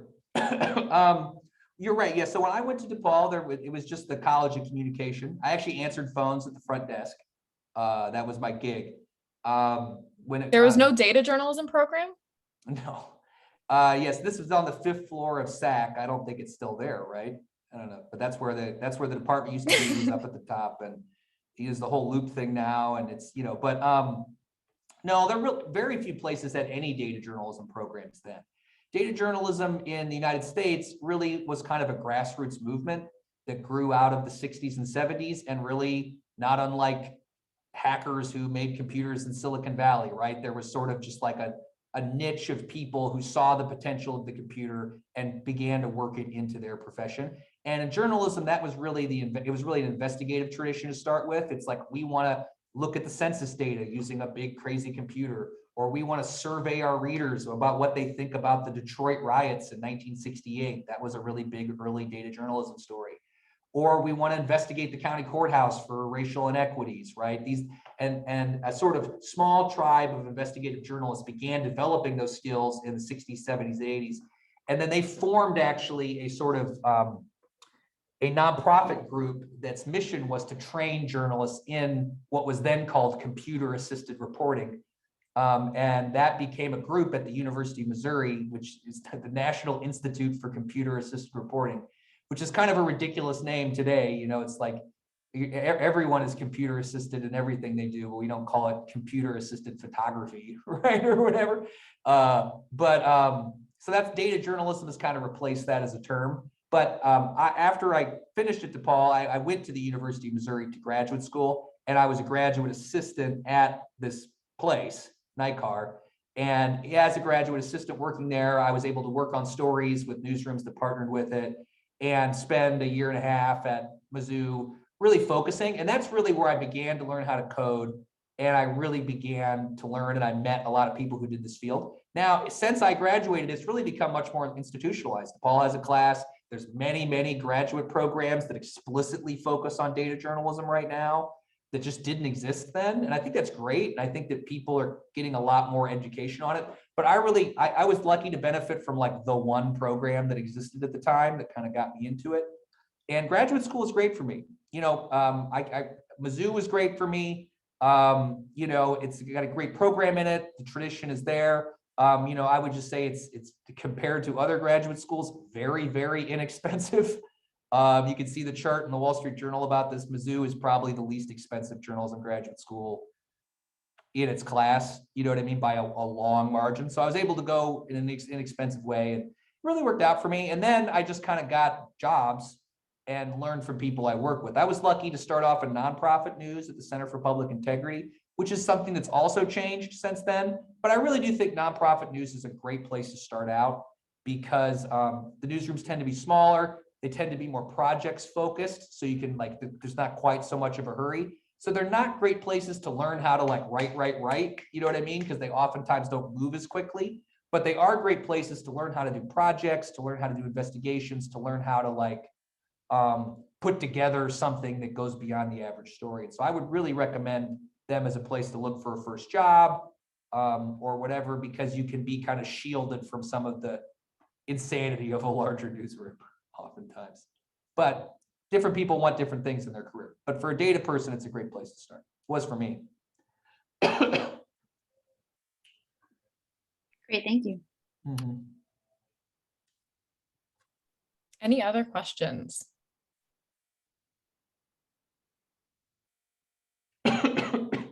Well, I have one. So Ben, what would you recommend for people today who maybe are just now getting introduced, or this might be their first introduction into data journalism and spreadsheets, where do you think they should go to continue refining the skills that they learned today? What would be the next step? I think putting on, if you're covering something like at 14 East or the DePaul or somewhere else, I think really putting on the database glasses and saying, well, I'm covering this topic. Like, can I come up with a story where, is there some data on this beat that I can like try to do something with? And that could just be, you could look at it as just even a breaking news story, like some new data gets released. What does it say? I think COVID data right now is a great opportunity to do this, because it's just, obviously not the crazy story it was 2 years ago, but still a really big story. And there's probably an opportunity to find some angle on it if you begin to look at it. And it's finding that data on your beat or something coming, and then really treating it like a source and like challenging yourself to come up with questions to ask the data, and then using some of these basic skills we covered to try to answer them. And even if you don't have writing a story, just that practice of like finding the data on the beat, asking the question, answering it is really just how you can start to strengthen your muscles and kind of get more comfortable with this kind of approach. Yeah, absolutely. Any other questions?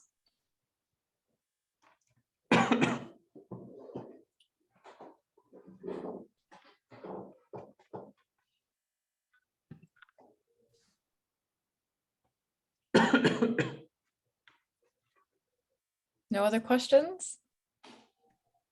I actually have one more question, and I hope it's not too personal. Where's Paleware from? What was the inspiration for that?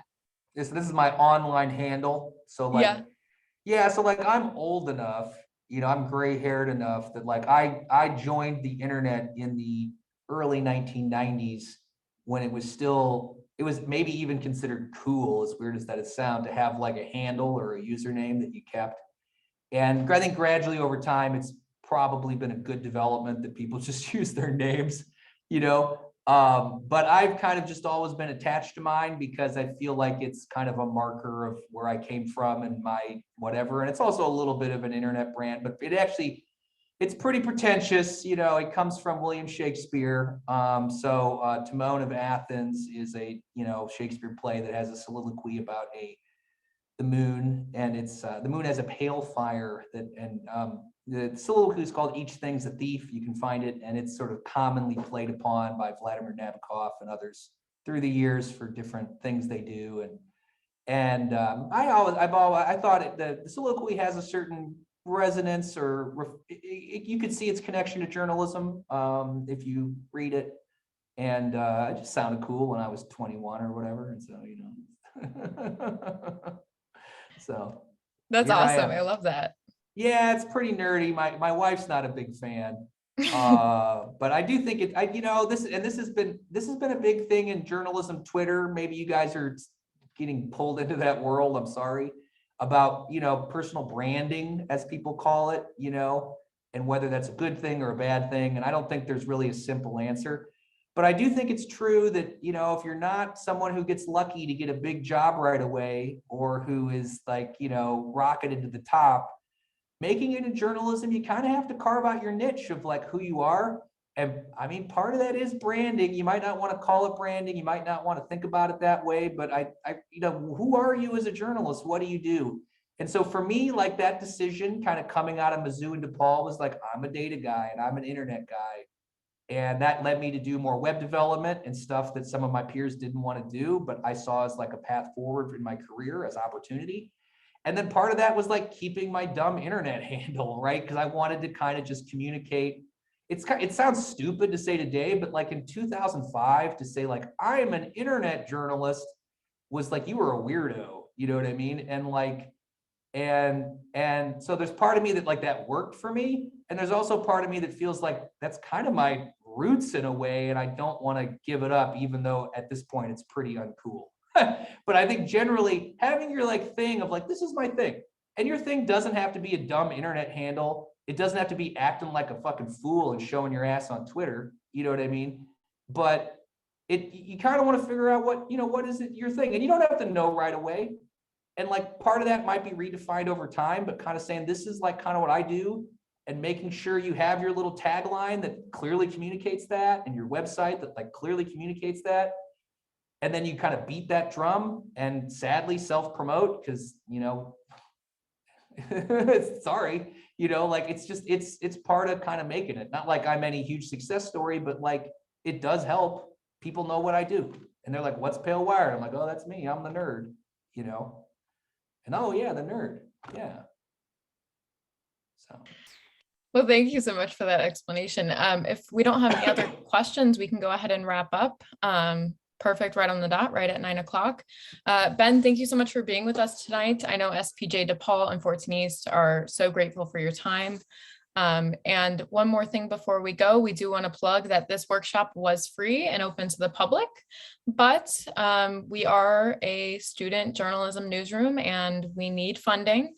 So if you got anything out of this workshop tonight and you have the means, we'd really encourage you to donate to our student newsroom's fundraiser. So we can fund more engagement events and workshops like this in the future. And Grace has dropped the link. Grace is on it. Grace dropped the link to the fundraiser in the chat. So anything helps if you want to donate. But other than that, thank you so much, Ben, for being with us tonight. Thank you for having me, and thank you for staying up late on a school night to get nerdy. I mean, I really appreciate it. Also, I would just add, if anybody wants to talk about a story or has questions or just wants whatever, I mean, please feel free to reach out. I'm going to put my email, my personal email into the chat. I'm not, I got time. I'm happy to talk. Just feel free to reach out. You can Google me, probably find my phone number too, if you want it. It's like, so, thank you again. Go Demons.